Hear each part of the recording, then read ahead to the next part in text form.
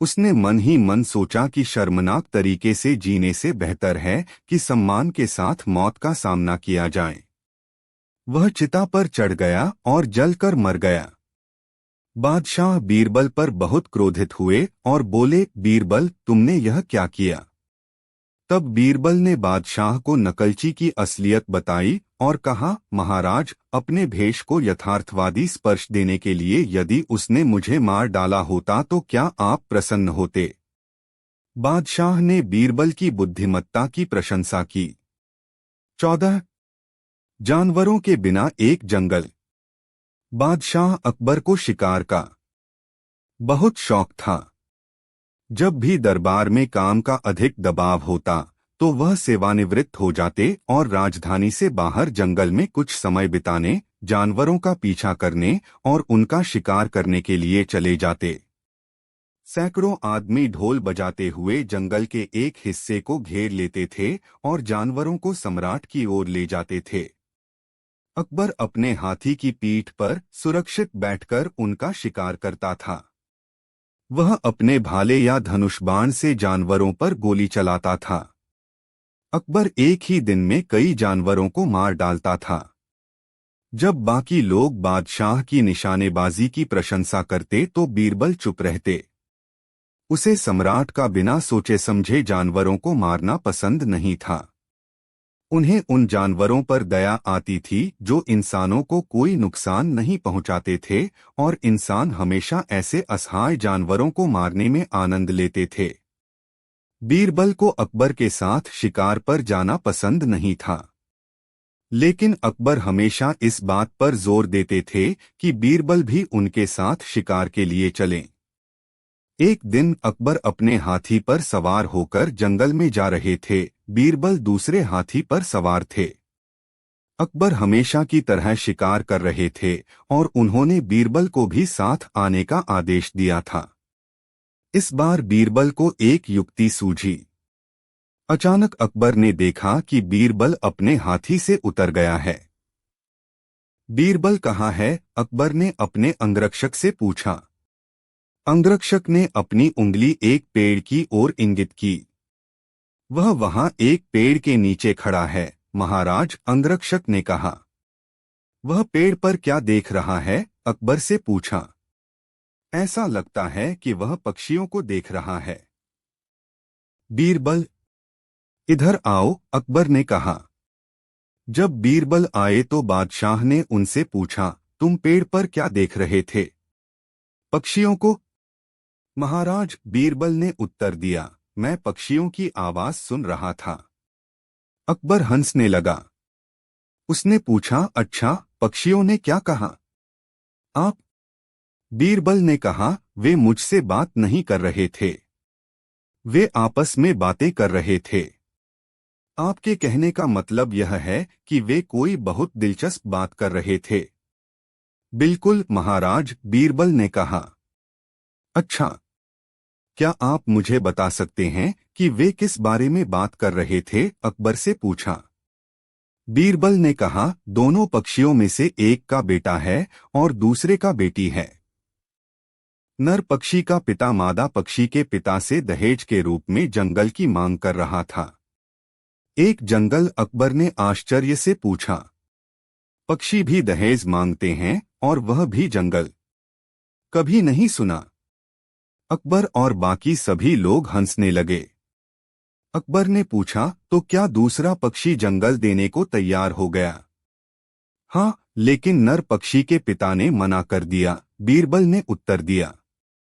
नर पक्षी के पिता ने उस जंगल को लेने से इनकार क्यों कर दिया जिसे मादा पक्षी के पिता दहेज के रूप में देने के लिए सहमत हुए थे? क्योंकि नर पक्षी का पिता सभी प्रकार के जानवरों से रहित जंगल की मांग कर रहा था। जानवरों के बिना जंगल कैसे हो सकता है? अकबर से पूछा। यह एक असामान्य मांग। कम से कम मुझे ऐसे किसी जंगल की जानकारी नहीं है जो बिना हो जानवर। लेकिन बहुत दिलचस्प बात यह है कि मादा पक्षी का पिता भी इसके लिए सहमत हो गया, बीरबल ने कहा। लेकिन उसे ऐसा जंगल कहाँ मिलेगा? अकबर से पूछा। बीरबल ने कहा, यह जंगल। तुम्हारा मतलब है यह जंगल? अकबर से पूछा। लेकिन यह सभी प्रकार के जानवरों से भरा हुआ है। प्रकार? हाँ महाराज, बीरबल ने कहा। यह जंगल जानवरों से भरा है, लेकिन मादा पक्षी के पिता ने कहा कि बहुत जल्द यह जंगल सभी जानवरों से मुक्त हो जाएगा। उन्होंने कहा, यह सम्राट की जानवरों की निर्दयतापूर्वक हत्या के परिणामस्वरूप होगा। जल्द ही एक दिन आएगा जब इस जंगल में एक भी जानवर नहीं बचेगा। अकबर के हाथी के आसपास जमा हुए अन्य लोग हंसने लगे। हालांकि सम्राट गंभीर हो गए। अकबर ने कहा, अब मैं समझ गया कि बीरबल तुम क्या कहना चाहते हो। आप मुझे जानवरों को मारना बंद करने के लिए नहीं कह सकते थे और इसलिए आपने अपनी भावनाओं को व्यक्त करने के लिए यह तरीका अपनाया। बीरबल चुप हो गए। अकबर के दरबारी और अन्य लोग भी चुप हो गए। उन्होंने सोचा कि बीरबल को शिकार बंद करने का सुझाव देने के कारण बादशाह निश्चित ही उससे बहुत नाखुश हो जाएंगे। लेकिन सभी की उम्मीदों के विपरीत सम्राट मुस्कुराए और बोले, चलो घर वापस चलते हैं। मुझे अब शिकार में कोई दिलचस्पी नहीं है। अब मुझे लगता है कि मैं बेकार जानवरों को मार रहा था। इनको जानवरों को अब जंगल में खुशी से रहने दो। बादशाह को यह जानकर खुशी हुई कि उनके दरबारी बीरबल के मन में जानवरों के प्रति भी प्रेम और दया है। 3. जब लोग एक जैसे सोचते थे। अदालत में कार्यवाही जोरों पर थी। दरबारी एक ऐसे विषय पर चर्चा करने में व्यस्त थे जो प्रशासन की दृष्टि से बहुत महत्वपूर्ण था। वे एक-एक कर इस मामले पर अपनी राय रख रहे थे। सम्राट ने देखा कि सबकी अपनी अपनी राय है। सम्राट को अब आश्चर्य होने लगा कि लोग एक जैसा क्यों नहीं सोच सकते। लोग हमेशा अलग तरह से क्यों सोचते हैं? बीरबल अकबर ने बीरबल से पूछा। ऐसा हमेशा नहीं होता महाराज, बीरबल ने कहा। सामान्य चिंता के कुछ मुद्दे भी होते हैं जब लोग अधिकतर एक जैसा सोचते हैं।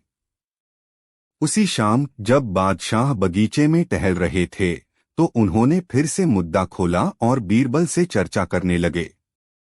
उस पेड़ के पास एक कुआं है। बीरबल ने बगीचे में एक कुएं की ओर अपनी उंगली से इशारा करते हुए कहा। मैं यह साबित करने की कोशिश करूंगा कि जब कोई मुद्दा सभी लोगों के लिए समान होता है तो वे एक जैसा सोचते हैं। दूसरे शब्दों में, ऐसे कई मुद्दे हैं जिन पर लोग एक दूसरे से भिन्न नहीं होते हैं। अकबर कुछ सेकंड तक कुएं की ओर देखते रहे और फिर बोले, लेकिन मुझे समझ नहीं आ रहा कि तुम अपनी बात साबित करने के लिए कौन सा रास्ता अपनाओगे। मैं करूंगा, बीरबल ने कहा। कृपया एक शाही घोषणा करने की व्यवस्था करें कि इस शहर के सभी गृहस्थ अमावस्या के दिन एक बर्तन में दूध लेकर इस बगीचे में आएं और इसे कुएं में डालें। यह एक बड़ा शहर है और अगर हर गृहस्वामी दूध डालता है, सूखे कुएं में एक मटका दूध डालें, यह जल्द ही दूध से भर जाएगा। सम्राट इस विचार पर प्रसन्न हुआ और हंसने लगा। फिर उन्होंने बीरबल की सलाह के अनुसार एक आदेश पारित किया। पूरे शहर में शाही घोषणा करवा दी गई कि प्रत्येक गृहस्थ को उस दिन सम्राट के बगीचे में दूध का एक बर्तन ले जाना चाहिए। एक दिन बीरबल और बादशाह छत पर खड़े होकर आपस में बातें कर रहे थे। बहुत ही सहजता से बादशाह ने बीरबल से पूछा, बीरबल, सभी लोगों में सबसे चतुर कौन है? महाराज, व्यापारी सभी लोगों में सबसे चतुर होते हैं, बीरबल ने उत्तर दिया। लेकिन अकबर ने बीरबल से अपनी बात साबित करने को कहा। बीरबल ने एक सेवक से कुछ उड़द की दाल लाने को कहा। फिर उन्होंने दिल्ली के 1 दर्जन प्रमुख पंसारी व्यापारियों को दरबार में आने के लिए बुलाया। व्यापारी चिंतित हो गए, लेकिन निमंत्रण को अस्वीकार करना उनके लिए संभव नहीं था। अतः वे दरबार में एकत्र हुए।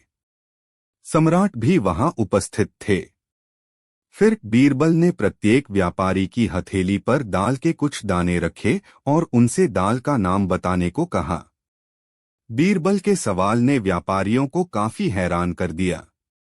उन्होंने सोचा, यह दाल इतनी आम है कि हर कोई इसके बारे में जानता है। यह हर जगह पाई जाती है।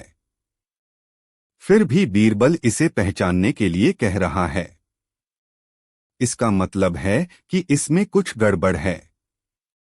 हमें इसका जवाब सोच समझकर देना चाहिए, नहीं तो हमें खेदजनक आंकड़े में कटौती करनी पड़ सकती है।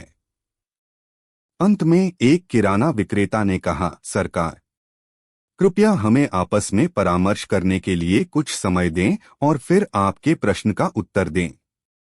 ठीक है, बीरबल ने कहा। सम्राट उत्सुकता से यह सब देख रहा था। सभी व्यापारी आपस में चर्चा करने लगे। सोचा, यदि वे कहें कि यह उड़द दाल है तो सम्राट प्रसन्न नहीं होंगे, क्योंकि उन्हें पहले से ही पता है कि यह उड़द दाल।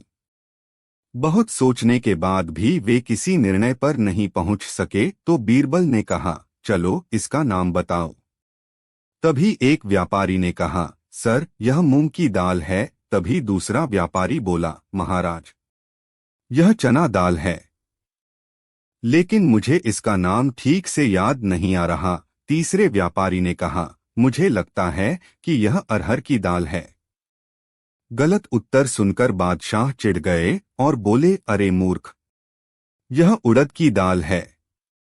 तुरंत सभी व्यापारी एक साथ बोले, आप सही कह रहे हैं महाराज, यही नाम है इस दाल का। बीरबल ने कहा, सही नाम आप ही बताओ।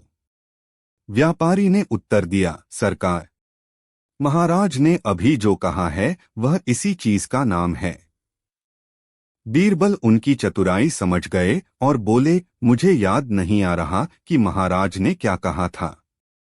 क्या आप वही बात दोहरा सकते हैं? लेकिन व्यापारियों ने उत्तर दिया, महाराज, हम भी भूल गए हैं कि महाराज क्या है। बोले, अब सम्राट चुप नहीं रह सके। उन्होंने कहा, मैंने कहा था, यह क्या उड़द की दाल? सभी व्यापारियों ने एक साथ उत्तर दिया, हाँ हाँ महाराज, यही नाम था। इस तरह उन्होंने किसी भी हालत में सटीक नाम नहीं बताया। बीरबल ने उन्हें दरबार से चले जाने को कहा। जब व्यापारी चले गए तो बीरबल ने बादशाह से कहा, देखा महाराज, व्यापारी कितने चतुर हैं। 48 वह हाथ जो देता है और वह जो लेता है। एक दिन हमेशा की तरह बादशाह ने दरबार में पहुंचते ही दरबारियों से एक प्रश्न पूछा, जब भी कोई किसी दूसरे व्यक्ति को कोई चीज देता है तो उसका हाथ प्राप्तकर्ता के हाथ से ऊपर होता है। लेकिन स्थिति कब विपरीत होती है? यह तब होता है जब हाथ रोता है। हाथ देने वाले के हाथ से ऊपर है। दरबारियों के पास कोई उचित उत्तर नहीं था। जब बादशाह ने बीरबल को निश्चल बैठे देखा तो बोले, बीरबल, क्या तुम्हारे पास कोई उचित उत्तर है? बीरबल ने कहा, हाँ महाराज, जब कोई व्यक्ति किसी दूसरे के हाथ से नस लेता है तो स्थिति बिल्कुल अलग होती है। सभी लोग बीरबल की बात से सहमत थे। 44 लोग आंखों के बिना हैं। बीरबल, मुझे बताओ, क्या दुनिया आंखों वाले लोगों से भरी है या बिना आंखों वाले लोगों से? बादशाह ने बीरबल से पूछा। सम्राट की राय में दुनिया ऐसे लोगों से भरी थी जो सक्षम थे। देखिए, क्योंकि जब भी कोई नहीं चाहता था कि लोग कुछ जाने तो लोग निश्चित रूप से उसके बारे में जान लेते थे। लेकिन बीरबल बादशाह के विचारों से सहमत नहीं थे। उसे ऐसा महसूस हुआ, दुनिया बिना आंखों वाले लोगों से भरी थी। तब बादशाह ने बीरबल से अपनी बात साबित करने को कहा।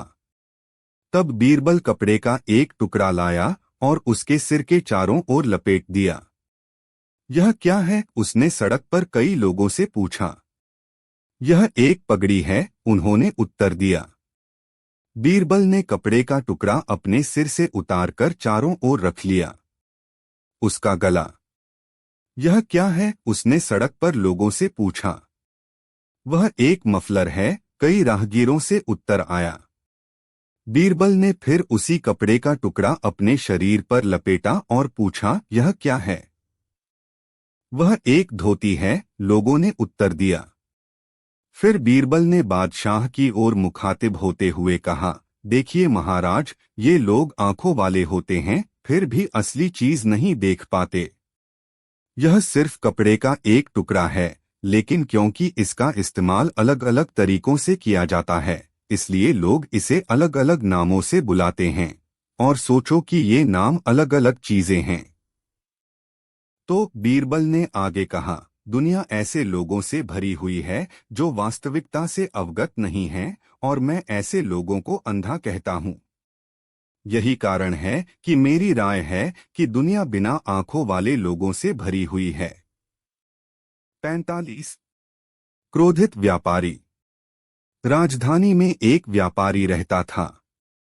वह बहुत छोटे थे, जो भी बोलते थे उसे स्वभाव बना लेते थे। द्वारा संयमित। सच हो, एक दिन व्यापारी दोपहर का भोजन कर रहा था और पहले कौर में ही उसे अपने भोजन में बाल का पता चला। वह क्रोधित हो गया और अपनी पत्नी पर चिल्लाने लगा, देखो, अगर दोबारा मेरे खाने में एक भी बाल मिला तो मैं तुम्हारा सिर मुंडवा दूंगा। सावधान। यह सुनकर पत्नी सचमुच घबरा गई। उसने इस बात का पूरा ध्यान रखा कि भोजन में कोई बाल न मिले। और फिर भी एक दिन व्यापारी को अपने भोजन में एक और बाल मिला। उसने अपने नौकर से नाई लाने को कहा। नौकर नाई को बुलाने गया। 0608 शाम के 5:02। सुनील कुशवाहा 731839। सागर की शादी। एक बार किसी अज्ञात कारण से बादशाह बीरबल से नाराज हो गए। उन्होंने उन्हें मंत्री पद से हटा दिया। बीरबल ने किसी को भी अपने ठिकाने के बारे में बताए बिना राज्य छोड़ दिया। कुछ ही समय पहले सम्राट अकबर को बीरबल की उपस्थिति याद आने लगी थी और वे अक्सर उन्हें याद करते थे। वह बीरबल को अपने दरबार में वापस लाना चाहते थे। इसलिए उन्होंने बीरबल की खोज के लिए कई लोगों को तैनात किया। लेकिन इसका कोई फायदा नहीं हुआ। उन्हें उसका ठिकाना नहीं मिल सका। अंततः सम्राट के मन में एक विचार आया। उसने अपने सभी पड़ोसी राजाओं को निमंत्रण पत्र भेजा। निमंत्रण पत्र में संदेश लिखा था, यह हमारे राज्य के सागर का विवाह समारोह है। आपसे अनुरोध है कि आप अपने राज्य की सभी नदियों को प्रवाहित करते हुए इस अवसर की शोभा बढ़ाने के लिए भेजें।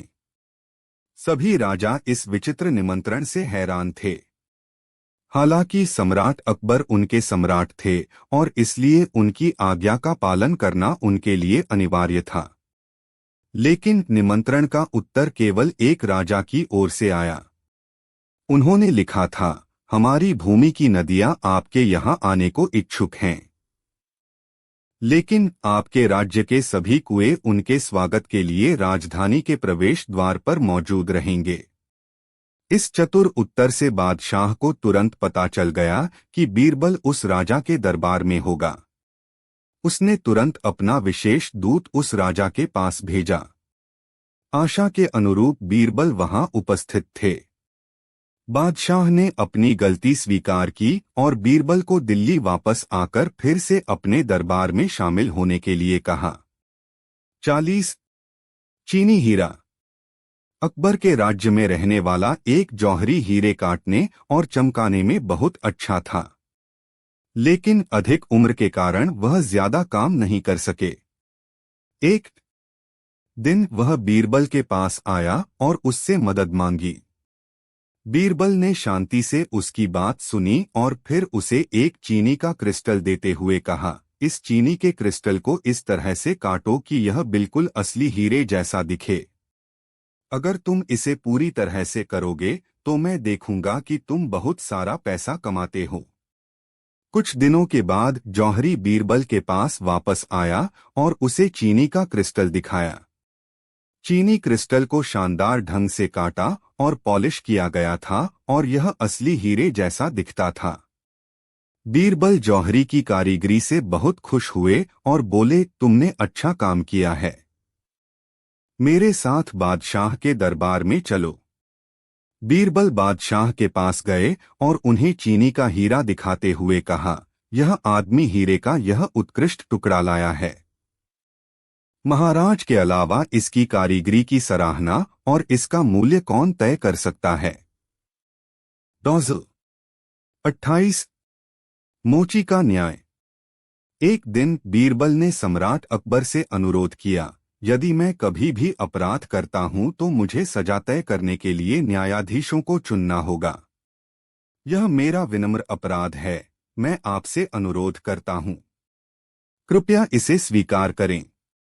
बादशाह सहमत हो गए और बीरबल वास्तव में बहुत खुश हुए। एक दिन संयोगवश बीरबल से एक गंभीर गलती हो गई। बादशाह ने बीरबल को बुलाया और उसे उसकी गलती के बारे में बताया। उन्होंने बीरबल से सजा भुगतने के लिए भी कहा। बीरबल ने बादशाह से अपनी पसंद के न्यायाधीशों को नियुक्त करने का अनुरोध किया। सम्राट सहमत हो गए और उनसे अपने न्यायाधीश स्वयं चुनने को कहा। बीरबल ने 5 मोचियों को मुकदमे में जज नियुक्त किया। बादशाह ने आश्चर्य से पूछा, ये मोची क्या न्याय कर सकते हैं? आपको इसके बजाय कुछ शिक्षित व्यक्तियों को चुनना चाहिए था। बीरबल का मुकदमा सुनने के लिए नियुक्त किया गया। 5 मोचियों की पसंद पौरबल ने उन्हें अपनी गलती बताई और उनसे अपना निर्णय देने को कहा। अचानक मोचियों को याद आया कि कुछ साल पहले बीरबल ने उन्हें बहुत परेशान किया था। इसलिए वे निर्णय लेते हैं, बीरबल बदला लेते हैं। पहले मोची ने कहा, महाराज, बीरबल ने बहुत बड़ा अपराध किया है, उसे 100 रुपए का जुर्माना देना होगा। दूसरे मोची ने कहा, यह तो बहुत बड़ी सजा है। उसने सोचा कि रकम इतनी भारी है कि इसका बीरबल की पत्नी और बच्चों पर प्रतिकूल प्रभाव पड़ेगा और उन्हें बहुत कष्ट होगा। अत उन्होंने जुर्माने की रकम 20 रुपए कम कर दी। तीसरे मोची को भी 80 रुपए का जुर्माना बहुत ज्यादा लगा, इसलिए उसने इसमें 60 रुपए कम कर दिए। चौथे मोची को यह रकम भी बहुत बड़ी लगी। 5वां भी अपने साथियों से सहमत था। अंततः कुछ विचार विमर्श के बाद यह निर्णय लिया गया कि बीरबल को केवल 20 रुपए का जुर्माना देना होगा। बादशाह को तुरंत एहसास हुआ कि बीरबल इतना चतुर था कि उसने मोचियों को न्यायाधीश नियुक्त कर दिया और इस तरह बड़ी सजा से बचने में कामयाब रहा। मोची चले गए। सम्राट ने 20 रुपए की रकम को कुछ नहीं समझा, लेकिन गरीब मोचियों के लिए यह निश्चित रूप से बहुत बड़ी रकम थी। 1 साल की कड़ी मेहनत के बाद भी ऐसा नहीं हुआ। उनके लिए 10 रुपए भी बचाना संभव है। उन्हें गरीबी से जूझ रहे मोचियों पर दया आ गई और साथ ही बीरबल की बुद्धिमता देखकर भी वे प्रसन्न हुए। अब वह जानना चाहता है कि कौन चढ़ेगा, घोड़ा या घोड़ा। सम्राट। बीरबल के मजाकिया मजाक पर बादशाह मुस्कुरा दिए। 50 इत्र की एक बूंद और अकबर की प्रतिष्ठा। बादशाह अकबर के जन्मदिन के अवसर पर दरबार को सुंदर ढंग से सजाया गया था। दरबार में मिठाइयाँ, इत्र और गुलाब के फूल बांटे जा रहे थे। हाथों पर इत्र लगाते समय इत्र की एक बूंद सम्राट के कालीन पर गिर गई। सम्राट तेजी से नीचे झुककर उस बूंद को अपनी उंगली से दबाने की कोशिश करने लगा, लेकिन इससे पहले कि वह उसे थपथपा पाता, बूंद मोटे कालीन में भीग गई। अचानक बादशाह अकबर ने देखा कि बीरबल उन्हें उत्सुकतापूर्वक तिरछी नजर से देख रहा है। उसे बहुत शर्मिंदगी महसूस हुई और वह बीरबल को यह साबित करने का कोई तरीका सोचने लगा कि इत्र का उसके लिए कोई मूल्य नहीं है। इसलिए अगले दिन सम्राट ने अपने सेवकों से महल में पानी की टंकी को अच्छी गुणवत्ता वाले इत्र से भरने के लिए कहा। उनके आदेश का तुरंत पालन किया गया और टैंक बहुत अच्छे इत्र से भर गया। अब बादशाह ने राजधानी में घोषणा करवा दी, जितना इत्र चाहो ले जाओ। तुरंत सैकड़ों लोग इत्र इकट्ठा करने के लिए शाही महल में पहुंचे और सम्राट की बहुत प्रशंसा की गई। सम्राट बहुत संतुष्ट हुआ। उसने सोचा, शायद अब बीरबल को एहसास होगा कि इत्र का मेरे लिए कोई मूल्य नहीं है। उन्होंने बीरबल से पूछा, अच्छा बीरबल, क्या प्रजा के बीच शाही इत्र बांटना मजेदार नहीं है? देखो वे कितने खुश हैं। बीरबल ने शांति से उत्तर दिया, महाराज, इत्र की एक बूंद से खोई हुई प्रतिष्ठा एक टंकी भरकर वापस नहीं मिल सकती। 31 जल बनाम अमृत। एक दिन बादशाह अकबर ने अपने दरबारियों से प्रश्न किया, किस नदी का पानी सबसे अच्छा है? सभी दरबारियों ने एक स्वर में कहा, गंगा का जल सर्वोत्तम है महाराज। लेकिन बीरबल चुप रहे। बादशाह ने यह देखा और बीरबल से पूछा, बीरबल तुम चुप क्यों हो? तुमने मेरे प्रश्न का उत्तर नहीं दिया। बीरबल ने कहा, महाराज, यमुना नदी का पानी सबसे अच्छा है। बीरबल का उत्तर सुनकर बादशाह आश्चर्यचकित रह गए। उन्होंने कहा, तुम ऐसा क्यों कहते हो बीरबल? तुम्हारे पवित्र ग्रंथों में गंगा नदी को शुद्ध और पवित्र माना गया है, और फिर भी तुम यमुना के जल को सर्वोत्तम मानते हो। बीरबल ने कहा, महाराज, हम पानी की तुलना अमृत से कैसे कर सकते हैं? गंगा नदी में जो पानी बहता तुम्हें दिखता है, वह पानी नहीं है, यह अमृत है। इसीलिए मैंने कहा कि यमुना का जल सर्वोत्तम है। सभी दरबारी अवाक रह गए और बादशाह को भी सहमत होना पड़ा कि बीरबल सही कह रहे थे। फिर एक दिन बादशाह ने सभी दरबारियों से एक और सवाल किया, ऐसी कौन सी चीज है जिस पर चांद और सूरज की रोशनी नहीं पड़ती? किसी भी दरबारी के पास इस प्रश्न का कोई उत्तर नहीं था। बादशाह अकबर ने बीरबल से यही प्रश्न किया। बीरबल ने कुछ देर सोचा और फिर कहा, महाराज, एक ही चीज ऐसी है जिस पर चांद या सूरज की रोशनी नहीं पड़ती। सम्राट ने उत्सुकता से पूछा, यह क्या है? बीरबल ने कहा, अंधकार। यह एक प्रत्येक नगर और गांव में घोषणा करा दी गई। बीरबल को भी इस इनाम के बारे में पता चला। उन्होंने एक चतुर ग्रामीण व्यक्ति को दरबार में चलने को कहा।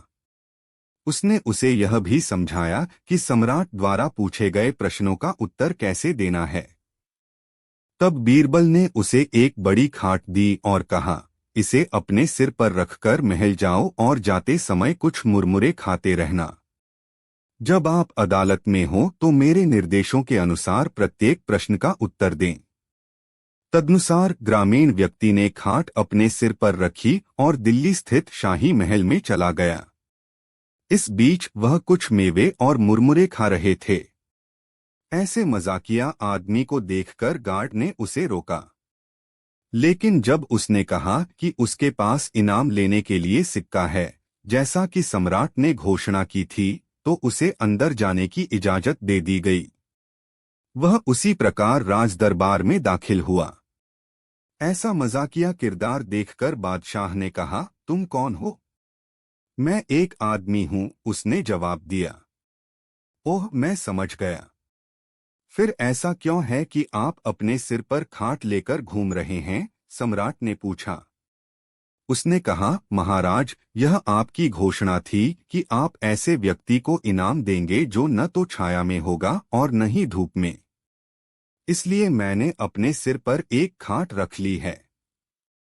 मैं न तो छाया में हूं और न ही सीधे धूप में। फिर उसने अपना मुंह मुरमुरे से भर लिया। बादशाह ने कहा, यह क्या है? तुम दरबार में क्यों खा